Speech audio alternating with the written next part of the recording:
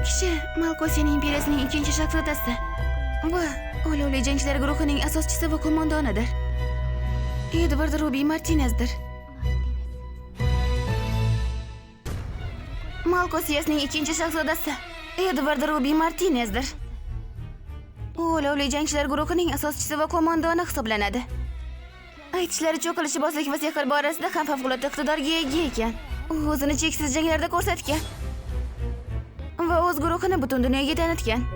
Lekin u hech qachon qahramon sifatida e'tirof etilmagan. Buni sababi esa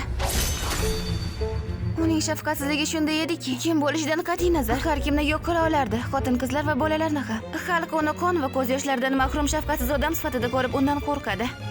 Uni qonxo'r shahzoda deb ham atashadi.